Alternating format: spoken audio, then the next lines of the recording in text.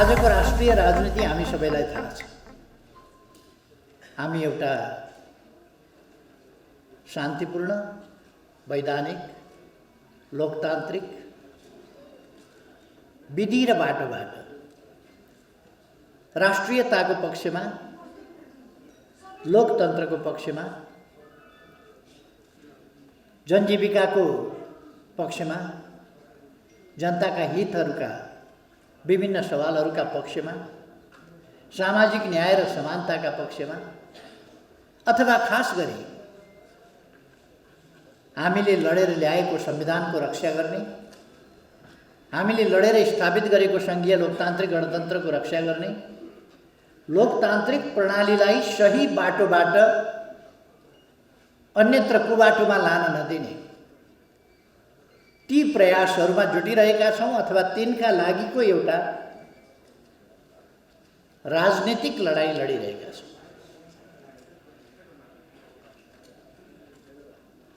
राजनीतिक लडाईँ हामी बहुतै जिम्मेवारीका साथ, उत्तरदायित्वपूर्ण ढङ्गले लडिरहेका छौँ।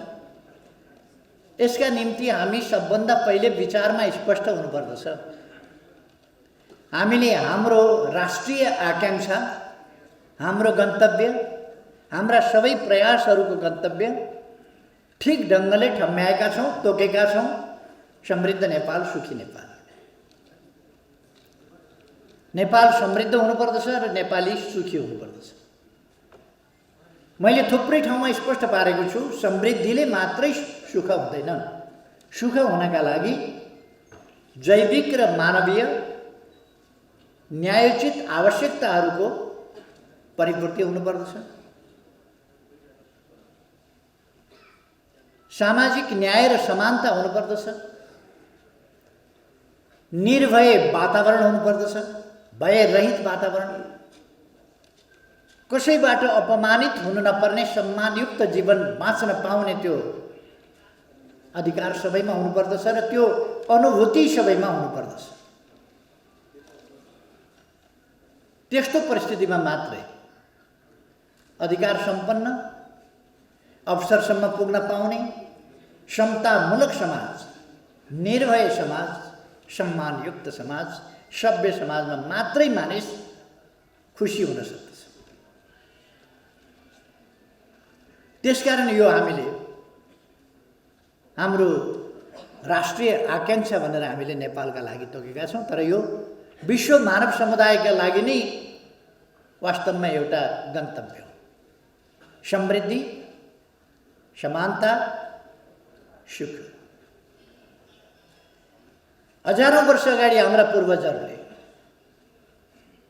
सर्वे भवन्तु सुखिनः भनेर मानिस के चाहन्छ अन्तिममा, अन्तत्वगत्वा मानवीय इच्छा आकांक्षाको गन्तव्य के हो भन्दा सर्वे भवन्तु सुखिनः, सबै सुखी हुन्, अर्थात् सबै सुख चाहन्छन्, त्यसकारण सुखी हुन्।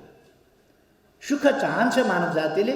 मानव जातिका सबै प्रयासहरू, सबै प्रकारका चेष्टाहरू, जुनसुकै पेसा होस्, व्यवसाय होस्, जेसुकै होस्, तिनको अन्तिम गन्तव्य के हुन्छ भन्दा सुख प्राप्ति हुन्छ। सुखी भएर बाँच्न पाइयोस्। अभाव, गरिबी जस्ता कुराहरू नहुन्। न्यायोचित प्राप्ति। मैले सुरुमा भने जैविक र मानवीय आवश्यकताहरूको न्यायोचित प्राप्ति, समतामूलक, समतायुक्त समाज र निर्भय, सम्मानयुक्त जीवन, यही मानव जातिको सुखको बाटो हो। हामीले त्यो लक्ष्य निर्धारण गरेका छौँ। हामी कुनै आवेश उत्तेजनामा छैनौँ, आक्रोशमा पनि छैनौँ, प्रतिशोधमा पनि छैनौँ। कसैप्रति आग्रह, पूर्वाग्रह, दुराग्रह लिएर कुनै प्रतिशोध सार्नु पर्ने पनि हामीलाई छैन। हामी रातो झन्डा फहराउनेहरू हौँ, पेरिस डाँडामा जस्तो कालो झन्डा फहराउनेवाला होइन। हामी रातो बेलुन उडाउनेवालाहरू हौँ, कालो बेलुन उडाउनेवालाहरू होइन। हामी सडकमा हिँड्दा रातो झन्डा बोकेर हिँड्नेहरू हौँ, काला झन्डा बोकेर हिँड्नेवाला होइन। हामी रातो, उज्यालो, चम्किलो भविष्यतर्फको गन्तव्य हाम्रो हो, अन्धकारतर्फ अँध्यारोतर्फको गन्तव्य हाम्रो होइन। हामी आफ्ना गन्तव्यको बारेमा बहुतै स्पष्ट छ, बिल्कुलै स्पष्ट। हामीलाई कसैसँग प्रतिशोध लिनुपर्ने केही छैन। हामीलाई देश बनाउनु छ, हामीलाई देशलाई विकासको बाटोमा लानु छ, सुशासनको बाटोमा लानु छ। त्यसका निम्ति हामीले भ्रष्टाचार न्यून गर्दै नियन्त्रण गर्नुपर्नेछ, समाप्त पार्नुपर्नेछ।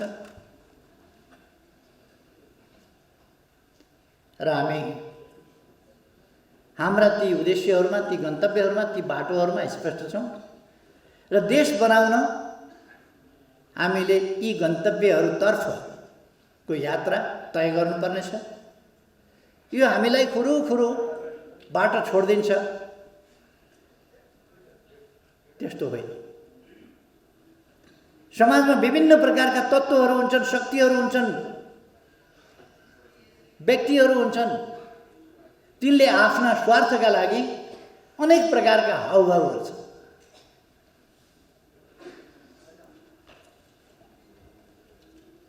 तिनीहरूले जनतालाई सिनेमा देखाउँछन्। सिनेमा भनेको हिरो हुन्छ, हिरोइन हुन्छ, लभ पर्या हुन्छ, दुमदाम। हिरोइन घाइते हुन्छ, शक्त घाइते। हिरो व्याकुल हुन्छ, दुखित हुन्छ, रुन्छ। वास्तवमा केही पनि होइन। न तिनीहरूको लभ पर्या हो, लभ पनि होइन, घाइते पनि होइन, पिर पर्या पनि होइन, केही पनि होइन, सबै तमासा हो। त्यही भएर सिनेमा। केही मान्छेहरू सिनेमा देखाउन आउँछन्, नाटक देखाउन आउँछन्, रुन्छन्, तमासा गर्छन्, झुक्क्याउँछन् जनतालाई। हामीले जनतालाई त्यस्ता तत्त्वहरूबाट सचेत गराउनु पर्दछ, सजग गराउनु पर्दछ।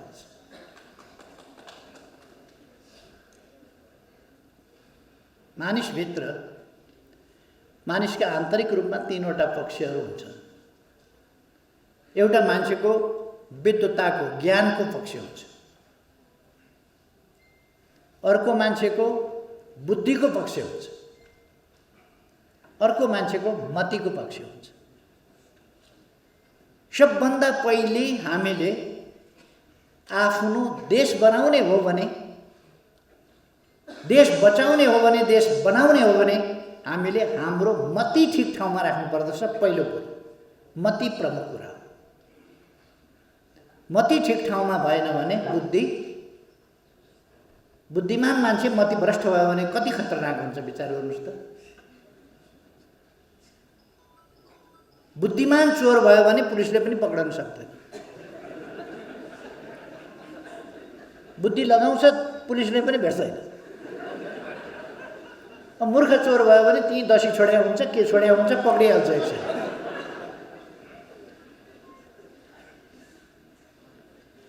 बरु भ्रष्ट मान्छे, अनैतिक मान्छे, बुद्धिहीन भयो भने राम्रो बुद्धिमान भइदियो। मतिहीन मान्छे बुद्धिमान भयो भने खतरनाक हुन्छ।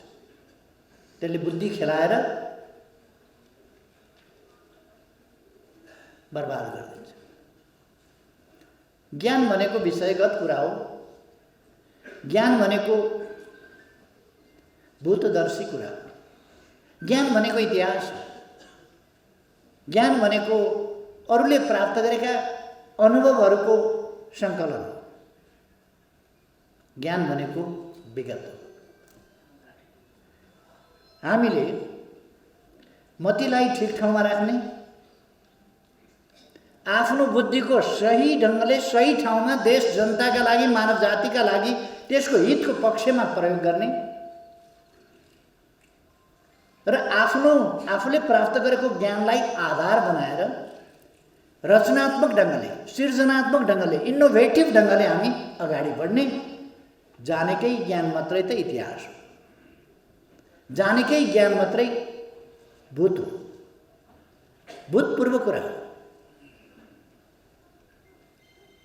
त्यसकारण इनोभेटिभ हुनुपर्दछ र मात्रै विकास हुन सक्दछ।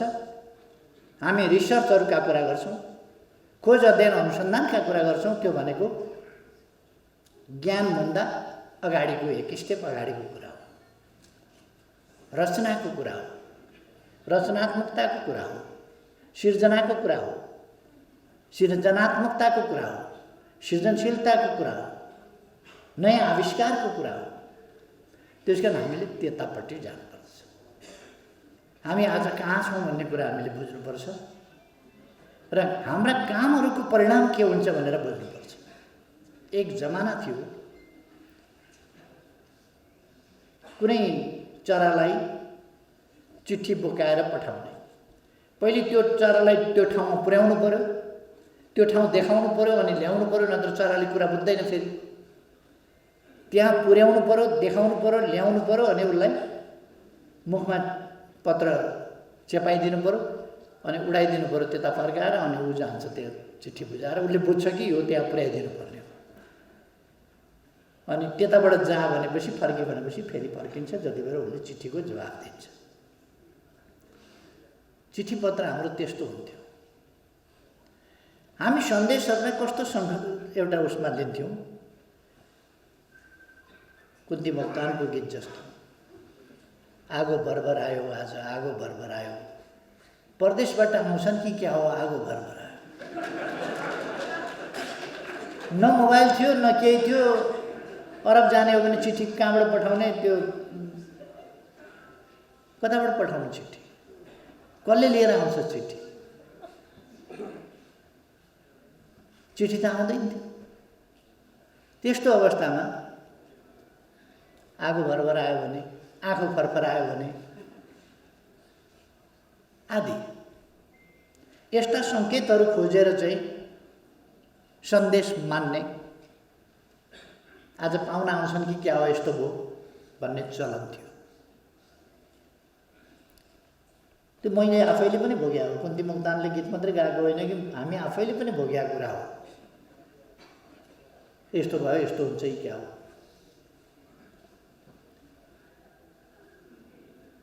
पहिले इन्ट्युसन,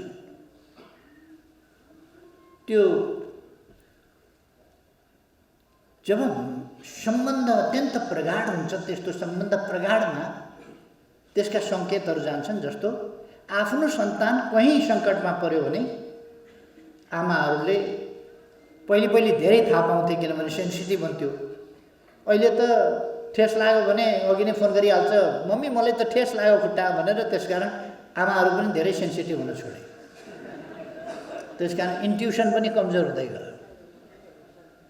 पहिले त इन्ट्युसन बहुत सेन्सिटिभ हुन्थ्यो। आफ्नो बच्चाबच्चीलाई कहीँ ठेस मात्रै लाग्यो भने पनि आमाले मेरो छाती चस्कियो भन्ने, घबडाउने, त्यस प्रकारका कुराहरू हुन्थे। अहिलेसम्म पनि आमाहरूमा त्यो लक्षण हुन्छ। आफ्नो बच्चा कतै लड्यो मात्रै भने पनि झस्याङ्ग हुने, त्यो रक्त सम्बन्धको एउटा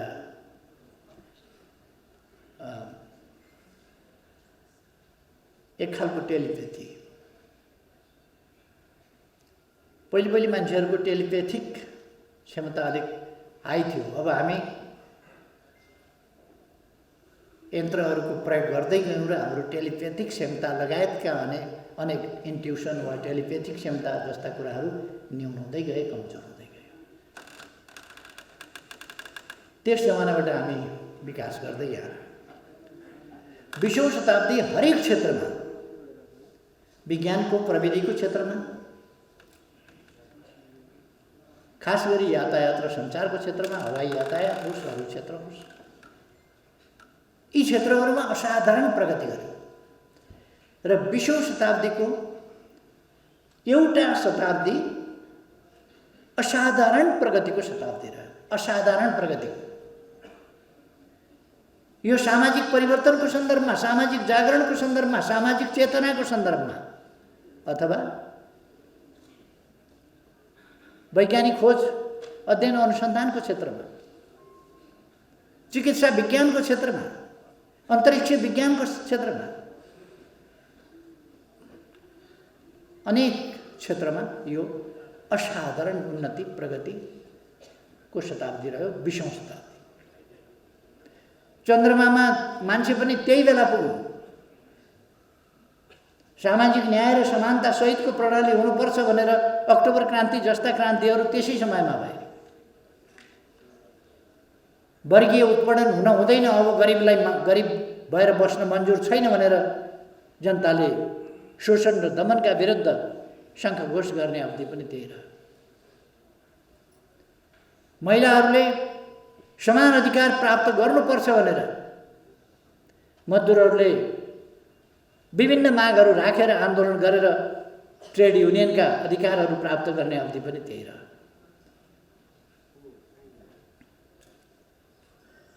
1919 मा आइएलओ बन्यो।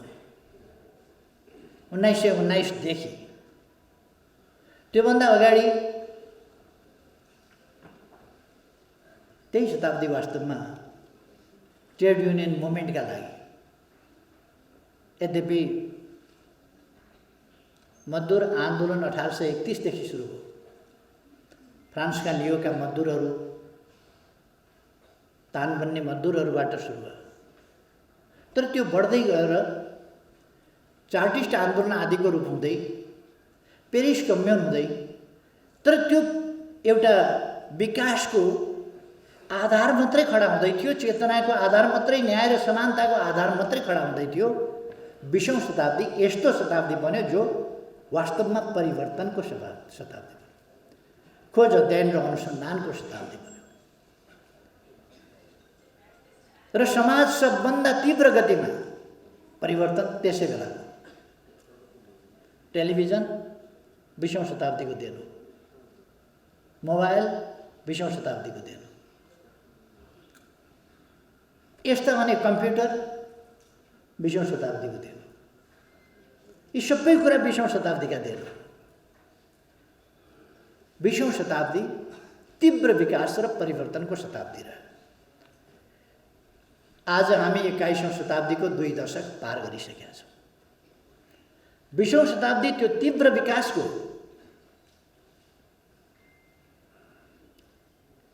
1903 मा प्लेनको आविष्कार हुन लाग्दै थियो। 1903 मा 20औं शताब्दीको सुरुमा, 20औं शताब्दीको बीचमा आइपुग्दा अमेरिकाबाट बम बोकेर गएर जापानमा खसालेर मान्छे सिद्ध्याउने खालको कुरा भयो। पहिले बारुदसम्मको विकास थियो, परमाणु अस्त्र, एटम बम, एटमिक इनर्जी आदिको शताब्दी भयो 20औं शताब्दीमा पुग्दा। यसै गरेर सञ्चार क्षेत्रका उपलब्धिहरू पनि साह्रै ठुला ठुला उपलब्धिहरू भए। स्वास्थ्य क्षेत्रको प्रगति पनि मैले भनिरहनु पर्ला जस्तो लाग्दैन। आज 20औं शताब्दी 21औं शताब्दी कस्तो भइसक्यो भने 2 पल्ट किडनी फेरेर 4वटा किडनी लिएर काम गरेको मान्छे म तपाईँहरूको अगाडि बोलिरहेको छु। यो 20औं शताब्दीको उपलब्धि हो, 20औं शताब्दीको योगदान हो। 20औं शताब्दीको सुरुमा मान्छेमा एउटा सुँगुरको किडनी पहिलोपल्ट राखेर कोसिस गरिएको थियो पहिलो दशक, 20औं शताब्दीको पहिलो दशकमा। 20औं शताब्दीको मध्य 1953 तिर आइपुग्दा अनि अलिक किडनी ट्रान्सप्लान्ट सुरु भएको थियो। 71 यता आइपुगेपछि बल्ल यो सफल ट्रान्सप्लान्ट हो। 1971 बाट बढी सफल ट्रान्सप्लान्टको अवधि सुरु भयो। 50 वर्ष भएको छ बल्ल। त्यस यता असाधारण प्रगति भयो। इजरायलमा एकजना मान्छे 5 पल्ट किडनी ट्रान्सप्लान्ट गरेर काम गरिरहेका छन्। आफ्ना पहिलेका 2टा समेत 7वटा किडनी हुन्। पेटभरि किडनी नै किडनी। यो विज्ञान प्रविधिको विकास। अब म तपाईहरुलाई भन्न खोजेको के हो भने यो तीव्र विकासको क्रममा हामी छौँ। तीव्र विकासको क्रममा, तीव्र विकासको क्रम कहीँ पनि कुनै पनि तीव्र विकासको क्रमलाई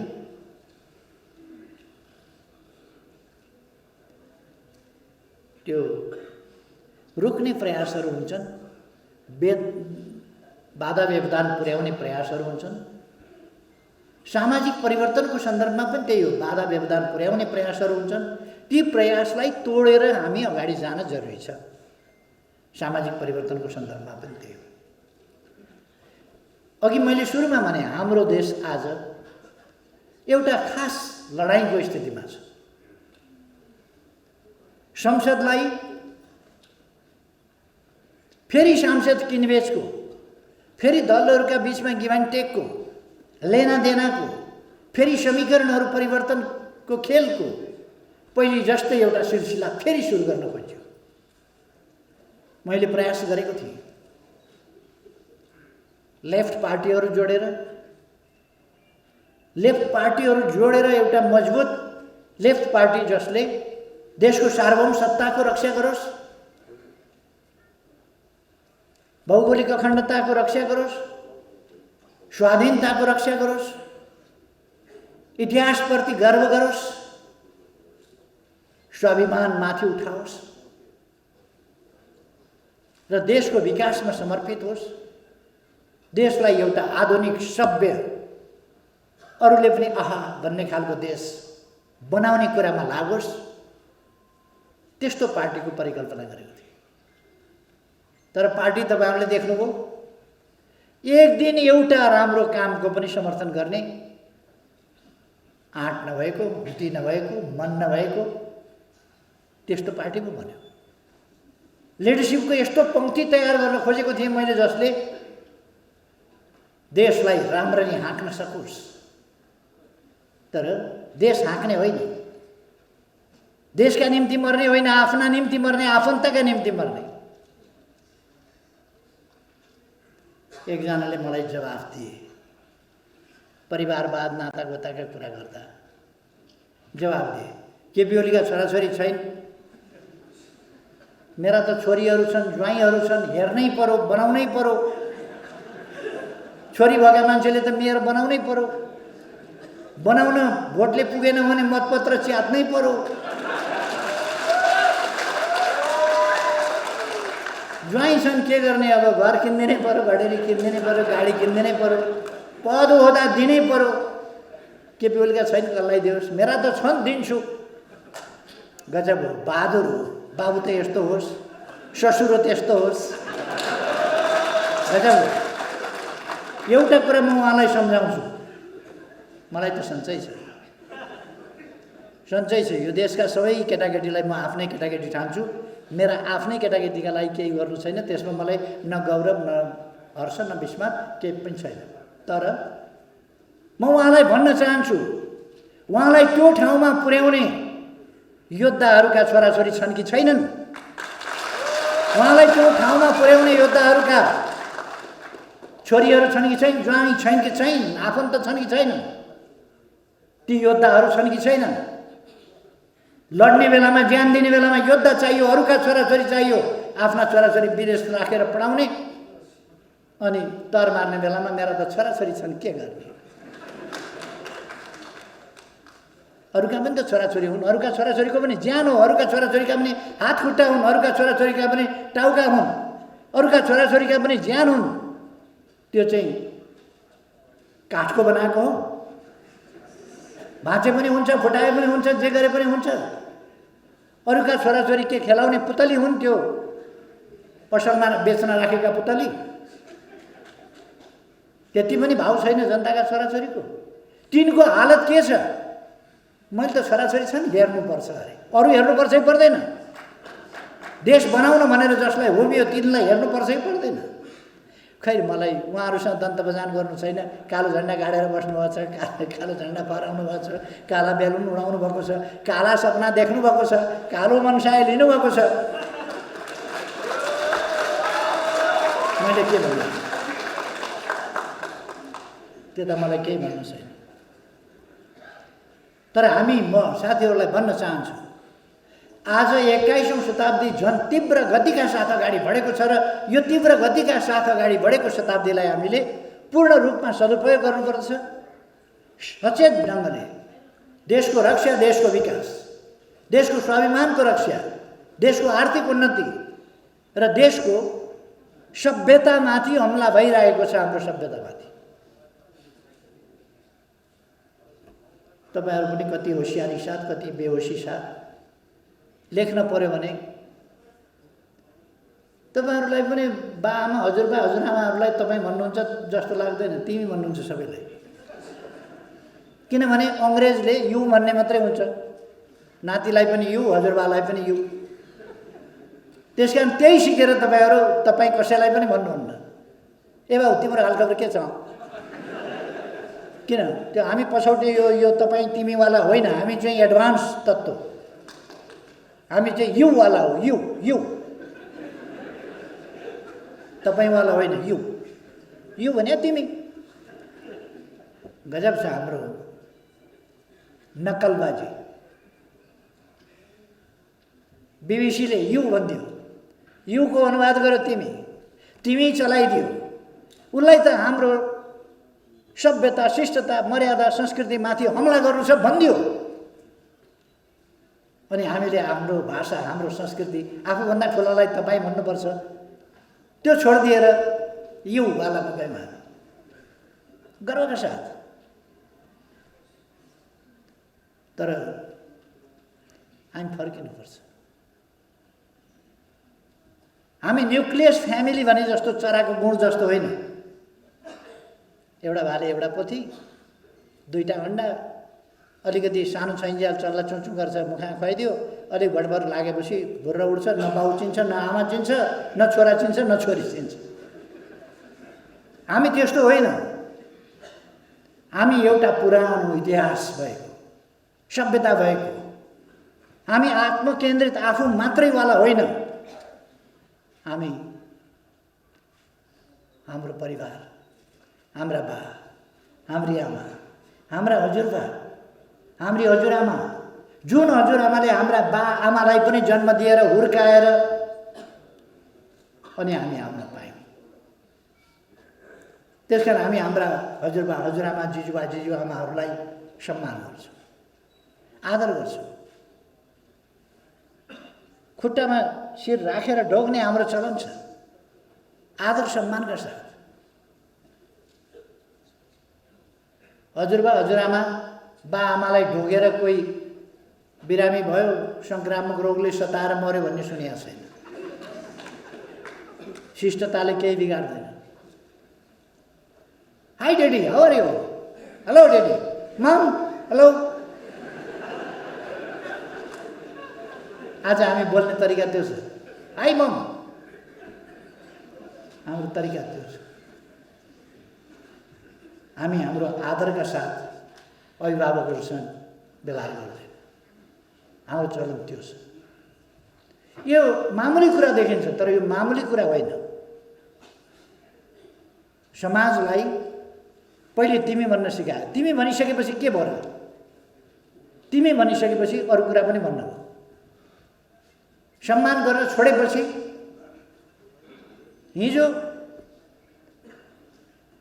गणतन्त्र हुँदा, के अरे राजतन्त्र हुँदा, दरबार हुँदा, त्यहाँ राजा हुँदा, राजाका श्रीमती हुँदा, राजाका छोराछोरी हुँदा, त्यसबेला हामी कसरी बोल्थ्यौँ?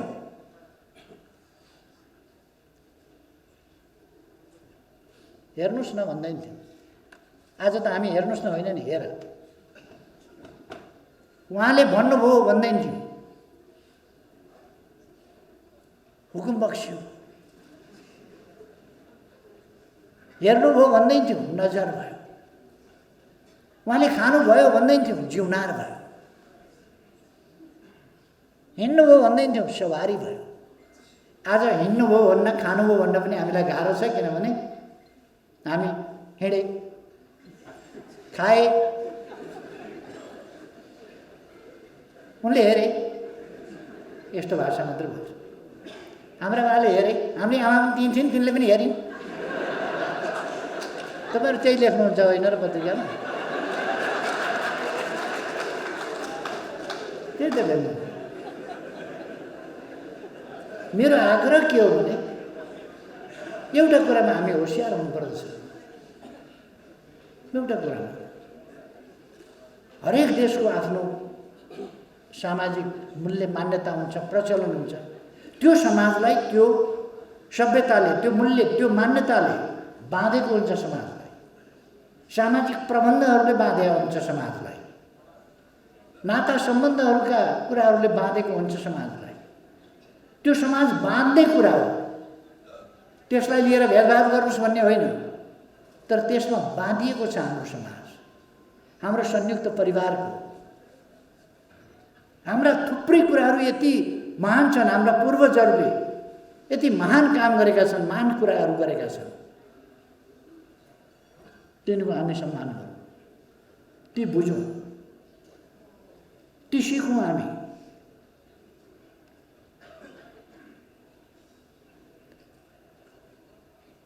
अब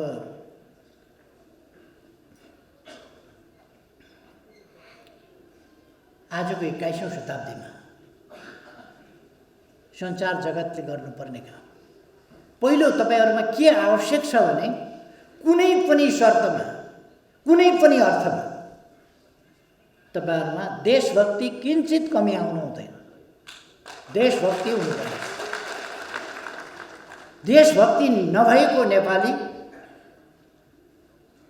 नेपाली त होला नागरिकताको हिसाबले, प्रमाणपत्रको हिसाबले, वास्तवमा मनको विचारको भावनाको हिसाबले जसमा देशभक्ति छैन त्यो के नेपाली। त्यसकारण हामी नेपाली हुनुपर्दछ, नेपाली भएर जिउनु पर्दछ, नेपालका लागि काम गर्नुपर्दछ। हामी बिकाउ वस्तु होइन। हामी गरी खान्छौँ, काम गरेको पारिश्रमिक लिन्छौँ, भत्ता लिन्छौँ, काम गरेको पारिश्रमिक लिनुपर्छ। तर हामी आत्मा बेच्दैनौँ, कामको ज्याला लिन्छौँ, हामी आत्मा बेच्दैनौँ। हामी पहिलो कुरा साँचो अर्थमा देशभक्त हुनुपर्छ, नकली देशभक्त होइन। मैले अस्ति एउटा विदेशी टेलिभिजनलाई अन्तर्वार्ता दिएँ। आलोचना गर्ने ठाउँ कहीँ भेटिएन छ। अनि त्यो पत्रकारले इन्डियामा गएर यो एभरेस्टका नाउँमा किन राखेको, हाम्रो मान्छेले गएर पहिलो नाप्या थियो उसको नाउँमा, हामीले त कमसेकम भने हुन्थ्यो। के बोलेछ त्यसपछि यहाँ राष्ट्रवादको बबन्डर मच्यो। उसले सगरमाथा खान्छु भनेको छ र यति साह्रो बहकिनु पर्ने पनि आवश्यकता छैन क्या। त्यो वाहियातमा बहकिएर राष्ट्रवाद भनेको तमासा गर्ने कुरा हो, राष्ट्रवाद ड्रामा हो। राष्ट्रवाद ड्रामा होइन, राष्ट्रको हितको पक्षमा उभिने कुरा, स्वाभिमानको पक्षमा साँचो अर्थमा उभिने कुरा चाहिँ राष्ट्रवाद हो। केही भेटिएन भने एउटा नेताले भाषण गरे, यो अन्तर्वार्ता भनेको यो नौटङ्की हो, नौटङ्की नै हो, यो नौटङ्की नै हो। एउटा नेताले भाषण गरे, नौटङ्की नै हो। अनि कसरी नौटङ्की भयो त्यो बताइदिनुहोस् न त। त्यो छैन, नौटङ्की बोल्ने ठाउँ केही पनि रहेन। उहाँहरूले पनि कहिले कहिले विदेशीहरूलाई इन्टरभ्यू दिनुभएको छ। के बोल्नु भएको छ इन्टरभ्यूमा? देशको इज्जत राख्नु भएको छ। नकली कुरा गर्नु देशभक्ति होइन। साँचो अर्थमा हामीले हाम्रो देशलाई माया गर्नुपर्छ, यस देशका हितको पक्षमा उभिनुपर्छ। अर्को कुरा, मानव जाति सदैव अधिकारको पक्षमा हुन्छ। आफ्नो अधिकार, त्यो अधिकार प्राप्त गर्ने, प्रयोग गर्ने अवसरसम्म पुग्ने अवसरको पक्षमा हुन्छ। तपाईहरुले ती कुरामा सचेत हुनुपर्दछ र मानव जातिको अधिकारको निम्ति, अवसरका निम्ति तपाईहरुले लेख्नु, बोल्नु, पढ्नु गर्नुपर्छ। अधिकार र अवसरको पक्षमा मान्छेले असमानता चाहँदैन, समानता चाहन्छ। त्यसकारण तपाईहरुले मानव जातिका बीचमा असमानता होइन, समानताको पक्षमा वकालत गर्नुपर्छ। एउटा भर्खर डा लेख्न थालेकाले अस्ति भाषण गरे। केपी ओलीले महिलाको किडनी राखेको त्यसकारण दिमाग खुस्कियो भन्ने। महिलामाथि कत्रो अपमान लेखेका छन्। डा केमा लेखेका पनि थाहा छैन, के विषयको डा हो थाहा छैन। डा लेखेको छ तर केपी ओलीको दिमागले काम गर्दैन अरे अहिले, किनभने किडनी चाहिँ महिलाको राखेको छ अरे। भनेपछि महिलाको किडनीले काम गर्दो रहेछ भनेपछि महिलाहरूको त दिमागले झन्, मैले एउटा किडनी लिएर राख्दा त काम गरेन भने दुईटै किडनी भएका महिलाहरूले त झन् काम गर्ने कुरै भएन दिमागले। यो खालको बुद्धि चाहिँ कहाँ छ भन्दाखेरि डा लेखेर के गर्ने र? कुन डा हो, कुन डा, के को डा हो, के को डा।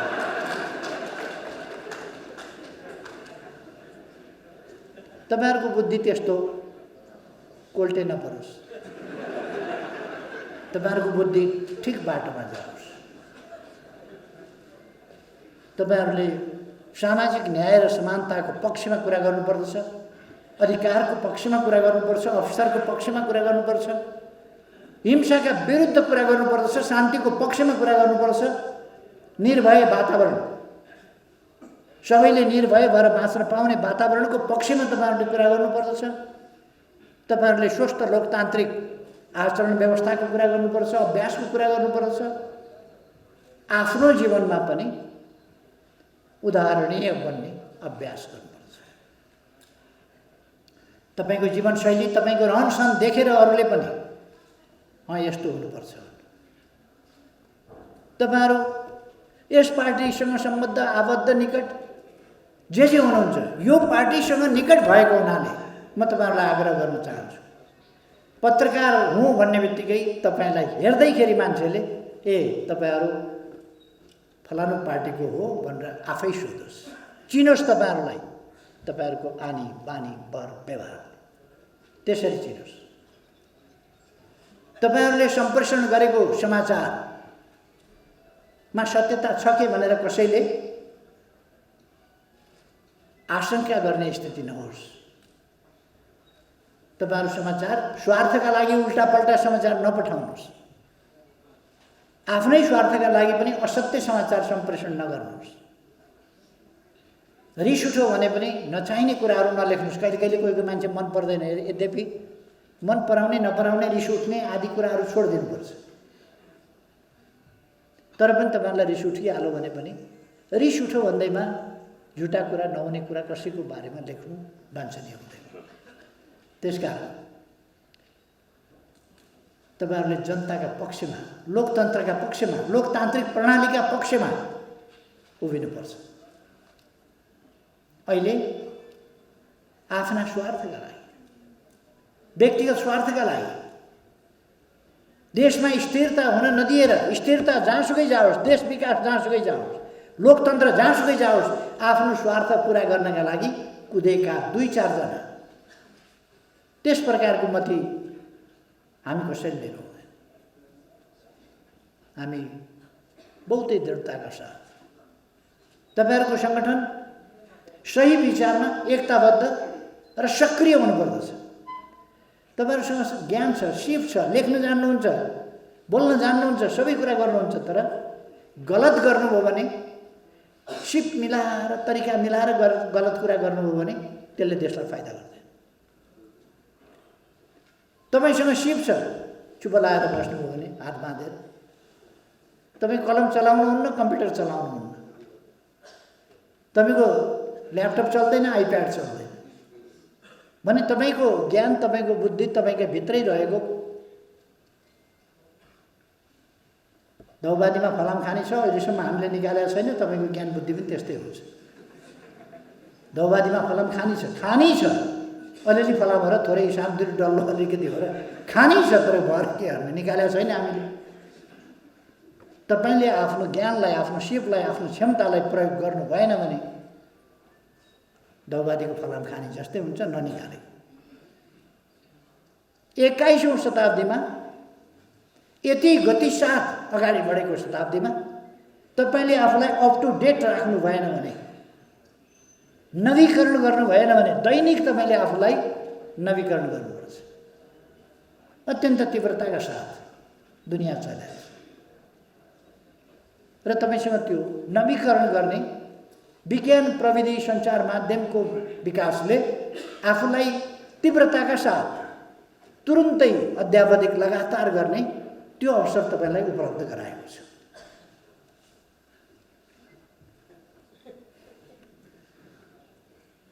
त्यसर्थ तपाईँहरूले आफूलाई अध्यावधिक गर्नुपर्छ, नवीकरण गर्नुपर्छ र सङ्गठित ढङ्गले, योजनाबद्ध तरिकाले तपाईँहरूको सङ्गठन, तपाईँहरू यता बस्नुले पनि ध्यान दिनु पर्यो।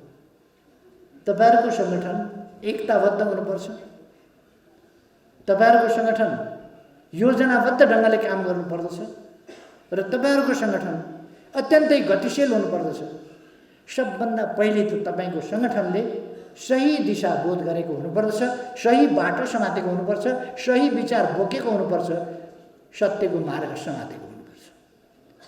पीठ पत्रकारिताबाट सावधान। अहिले देशको ठुलो समस्या एउटा पीठ पत्रकारिता पनि हो।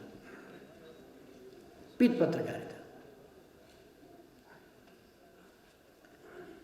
सत्य सुन्दिन।